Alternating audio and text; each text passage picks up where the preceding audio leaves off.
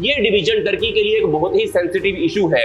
Basically एक ऐसे देश के साथ टर्की खड़ा हुआ था जिसका टेररिस्ट के साथ पुराना इतिहास रहा है। साइप्रस का यूरोप के अंदर क्या इंपॉर्टेंस है और इंडिया के क्या फ्यूचर प्लान्स है साइप्रस को लेकर। और जैसे दुनिया जानती है, भारत के हथियार, चाहे वो आर्टिलरी सिस्टम हो, सर्विलेंस ड्रोन हो या मिसाइल्स हो, वो सस्ते हैं और रिलायबल भी है। मोदी जी का साइप्रस विजिट सिर्फ कोई रैंडम स्टॉपर नहीं है, ये केयरफुली कैलकुलेटेड मूव है ग्लोबल चेस बोर्ड पर। नमस्कार साथियों, स्वागत है आपका हमारे यूट्यूब चैनल पर। तो दोस्तों, आज की दुनिया में डिप्लोमेसी सिर्फ हैंडशेक और फोटो सेशन तक सीमित नहीं है, ये एक साइलेंट बैटलफील्ड बन चुका है। यहाँ हर विजिट, हर हैंडशेक के पीछे कोई ना कोई मैसेज छुपा हुआ होता है और प्रधानमंत्री मोदी का साइप्रस स्टॉप भी एक ऐसे ही पावर प्ले का हिस्सा है। Prime minister Narendra Modi G7 summit के लिए जून 15 से लेकर जून 17 तक कनाडा जाने वाले हैं, लेकिन उससे पहले उनका साइप्रस में रुकना एक सिंपल स्टॉप नहीं बल्कि एक जियोपॉलिटिकल झटका है टर्की के लिए। पहली नजर में आपको ये एक नॉर्मल डिप्लोमेटिक विजिट लग सकती है, जैसे ट्रैवल प्लान की एक सिर्फ फॉर्मेलिटी ही क्यों ना हो, लेकिन असली कहानी अंदर छुपी हुई है। ये एक क्लियर, बोल्ड और स्ट्रेटेजिक मैसेज है इंडिया की तरफ से टर्की के लिए। और सबसे ज्यादा शौक देने वाली बात है इस विजिट की टाइमिंग, क्योंकि जब इंडिया और पाकिस्तान के बीच रीसेंट टेंशन चल रही थी तब टर्की ने खुलेआम पाकिस्तान का सपोर्ट किया था, पाकिस्तान को ड्रोन्स दिए थे, लॉजिस्टिकल हेल्प की थी।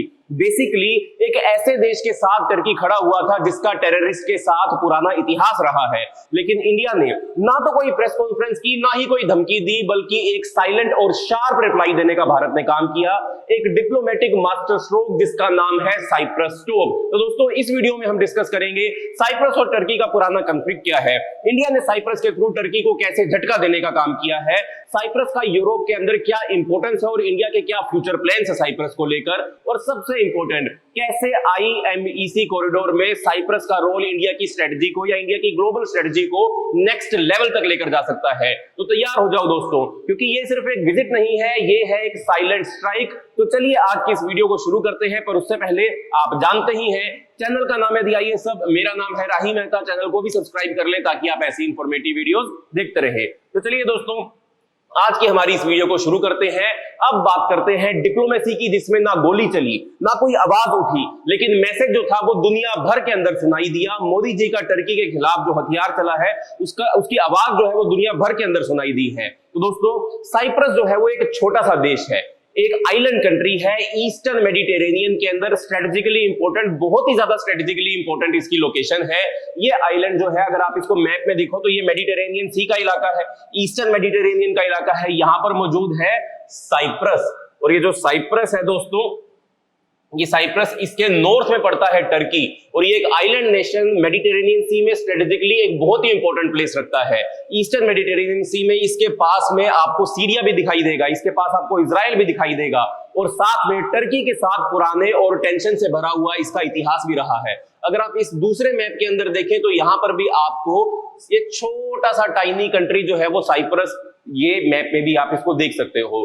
तो दोस्तों, 1974 साइप्रस के इतिहास में एक मेजर टर्निंग पॉइंट था, जब ग्रीस बैक्ड मिलिट्री कूप ने साइप्रस के अंदर जबरदस्ती ग्रीस के साथ मिलाने की उसने कोशिश करी थी। साइप्रस के अंदर ये कूप हुआ था, उन्हीं की मिलिट्री ने कूप किया था, और साइप्रस की उस मिलिट्री ने साइप्रस को ग्रीस के साथ मिलाने की कोशिश की थी। ये कूप जो था वो एनोसिस मूवमेंट के नाम से जाना जाता है। किस मूवमेंट से? एनोसिस मूवमेंट के नाम से इसको जाना जाता है दोस्तों। और साथ में इसके चलते इसका गोल था साइप्रस को ऑफिशियली ग्रीक टेरिटरी बना देना। जैसे ही ये डेवलपमेंट शुरू हुई, इसको देखते ही टर्की ने अपनी गारंटर पावर के नाम के ऊपर इस इलाके में इंटरवीन करना शुरू कर दिया और नॉर्थ साइप्रस पर मिलिट्री इन्वेजन कर दिया। इस ऑपरेशन का नाम टर्की ने रखा था ऑपरेशन एटिला। सिर्फ कुछ दिनों के अंदर टर्की ने इस पूरे आइलैंड का 37% जो था वो अपने कंट्रोल में ले लिया था, 37% हिस्सा जो था वो कब्जा लिया था, जिसे टर्की आज भी कंट्रोल करता है। तब से साइप्रस जो है वो दोस्तों वो दो पार्ट में डिवाइड हो चुका है, दो हिस्सों में डिवाइड हो चुका है। सदर्न साइप्रस जो एथनिक ग्रीक्स के कंट्रोल में है, यही इंटरनेशनली रिकॉग्नाइज साइप्रस के नाम से भी जाना जाता है। इस सदर्न इलाके को रिपब्लिक ऑफ साइप्रस बोलते हैं, ये यूरोपियन यूनियन का भी मेंबर है। और साथ में यूनाइटेड नेशन का भी मेंबर है। जबकि जो नदर्न इलाका है इसको टर्की बोलता है, Turkish republic of northern Cyprus, जिसको सिर्फ और सिर्फ टर्की ही रिकॉग्नाइज करता है और कोई भी मेजर देश जो है वो TRNC को रिकॉग्नाइज करने का काम नहीं करता है। ये डिवीजन टर्की के लिए एक बहुत ही सेंसिटिव इशू है, क्योंकि बाकी दुनिया नॉर्थ साइप्रस को इलीगल ऑक्यूपेशन मानती है, जैसे कि पाकिस्तान ऑक्यूपाइड कश्मीर को दुनिया भर की जनता इलीगल ऑक्यूपाइड मानती है। भारत का ही वो हिस्सा है, ऐसे पाकिस्तान ने उसके ऊपर इलीगल तरीके से ऑक्यूपेशन करके रखा हुआ है। वैसे ही नदर्न साइप्रस का ही हिस्सा है जिसके ऊपर टर्की ने इलीगल तरीके से कंट्रोल करके रखा हुआ है। तभी तो पाकिस्तान और टर्की की इतनी बनती है, क्योंकि इनकी आदत है दूसरे देशों की जमीन के ऊपर गलत तरीके से नजर रखने के लिए। तो दोस्तों, यूरोपियन यूनियन और यूनाइटेड नेशन भी बार बार इस डिवीजन को एंड करने की अपील करते आए हैं, लेकिन टर्की ने हमेशा पॉलिटिकल और मिलिट्री सपोर्ट TRNC को दिया है। लेकिन दोस्तों, ये मूव जो है सिर्फ टर्की को सिग्नल भेजने के लिए नहीं था, बल्कि ये मोदी जी की ये जो यात्रा है साइप्रस के अंदर, ये एक और भी बड़े ग्लोबल जियोपॉलिटिकल गेम का हिस्सा है। ये एक मास्टर स्ट्रोक है जो इंडिया की लॉन्ग टर्म ग्लोबल स्ट्रेटजी का पार्ट है। लेकिन उस बड़े राज को बताने से पहले, अगर आपको लगता है कि इंडिया की डिप्लोमेसी इतनी स्मार्ट और लेड है, तो इस वीडियो को लाइक जरूर करें। आपका एक लाइक इस कंटेंट को और लोगों तक पहुंचाने का काम करेगा और साथ में ये हमें मोटिवेशन भी देगा। तो चलिए दोस्तों, अब आगे बढ़ते हैं। अब बात करते हैं इस हिडन डायमेंशन की, जिसे मोदी जी का साइप्रस विजिट करना और भी ज्यादा डिप्लोमेटिक जो है वो इंपॉर्टेंट हो जाता है। वो है India middle eastern European economic corridor. India middle eastern European economic corridor यानी IMEC जो है, एक नया मेगा ट्रेड कॉरिडोर है जो इंडिया को यूरोप से जोड़ने के लिए बनाया जा रहा है वाया मिडिल ईस्ट। यहां से ये चलेगा, ये ऐसे होता हुआ पूरा का पूरा ये यूरोप तक जाएगा, इंडिया से UAE से सऊदी अरेबिया, उसके बाद मिडिल ईस्ट होते हुए मेडिटेरेनियन सी, और फिर यूरोप तक कनेक्टिविटी होगी। और यहीं पर मौजूद है, जैसे कि आपने अभी देखा मैप में, साइप्रस। तो साइप्रस यहाँ पर एक बहुत ही इंपॉर्टेंट फैक्टर हो जाता है। साइप्रस इस रूट पर एक स्ट्रेटेजिक हीरे की तरह प्लेस्ड है। जियोग्राफिकली ये इलाका या ये रूट जो है वो स्यूज कनाल का अल्टरनेटिव पाथ को बनाने के लिए, एक नेचुरल तरीके से उसको स्टॉप बनाने के लिए काफी इस्तेमाल किया जा सकता है। पॉलिटिकली यूरोपियन यूनियन मेंबर होने की वजह से साइप्रस जो है और यहां पर भारत की प्रेजेंस जो है वो और भी ज्यादा वैल्यूएबल बन जाती है। और इकोनॉमिकली अगर IMEC ऑपरेशनल हो गया तो साइप्रस मेजर लॉजिस्टिकल और इन्वेस्टमेंट हब भी बन सकता है। इसका सीधा मतलब क्या हुआ, इंडिया और साइप्रस के रिलेशन और ज्यादा स्ट्रॉन्ग हो जाएंगे और टर्की का रीजनल इन्फ्लुएंस जो है वो और भी ज्यादा कमजोर हो जाएगा, क्योंकि जहां इन्वेस्टमेंट और ग्लोबल सप्लाई चेन्स होते हैं वही सॉफ्ट पावर भी शिफ्ट होती है, यानी कि सॉफ्ट पावर IMEC कॉरिडोर बनने के बाद साइप्रस की तरफ शिफ्ट हो जाएगी। और इस पूरी की पूरी मूवमेंट की टाइमिंग भी एकदम परफेक्ट है।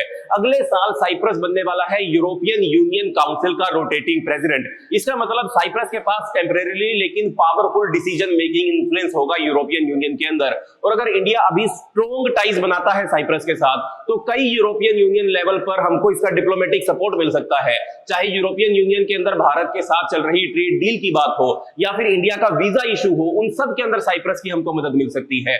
साथ में चाहे यूनाइटेड नेशन रिफॉर्म हो, टेक्नोलॉजिकल पार्टनरशिप हो, ग्लोबल साउथ का इशू हो, साइप्रस एक गेटवे बन सकता है भारत की डिप्लोमेसी के लिए। तो दोस्तों, मोदी जी का साइप्रस विजिट सिर्फ एक स्टॉपओवर नहीं है, ये एक छुपा हुआ जियोपॉलिटिकल लीवर है जो ग्लोबल चेस बोर्ड में इंडिया की पोजीशन को और भी ज्यादा मजबूत करता है।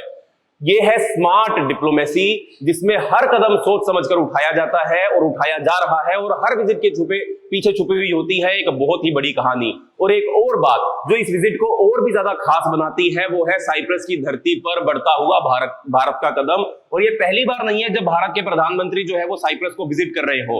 इससे पहले 1983 में इंदिरा गांधी पहली प्रधानमंत्री बनी थी भारत की, जो साइप्रस विजिट करी थी। तब कोल्ड वॉर का टाइम चल रहा था और इंडिया एक नॉन अलाइन मूवमेंट के रूप में या नॉन अलाइन लीडर के रूप में दुनिया भर के अंदर ग्लोबल स्टेज के ऊपर अपने जो कदम था वो उठा रहा था। फिर 2002 में अटल बिहारी वाजपेयी जो थे वो साइप्रस गए थे, जब इंडिया ने पोखरण के अंदर न्यूक्लियर टेस्ट किया था, और उसके बाद अपनी ग्लोबल इमेज को रिस्टोर करने के लिए एक्टिव डिप्लोमेसी जो था वो भारत कर रहा था।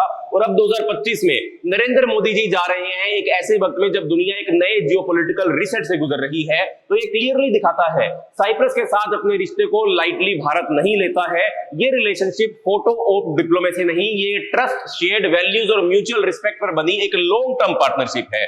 डिफेंस कोऑपरेशन भी साइप्रस के साथ हमारा स्टेडीली ग्रो कर रहा है दोस्तों।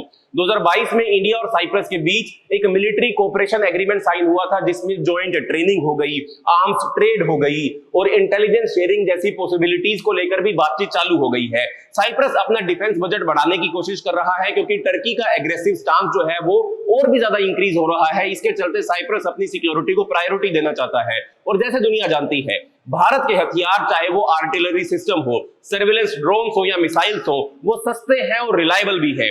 इसका मतलब है इंडियन डिफेंस इंडस्ट्री के लिए एक नई एक्सपोर्ट मार्केट भी साइप्रस तैयार कर सकता है, जो भारत के मेक इन इंडिया इनिशिएटिव को भी बूस्ट देगा और साथ में भारत की ग्लोबल आउटरीच को भी बढ़ाएगा। लेकिन दोस्तों, दूसरी तरफ टर्की भी साउथ एशिया में क्वाइटली अपना इन्फ्लुएंस बढ़ाने में लगा हुआ है।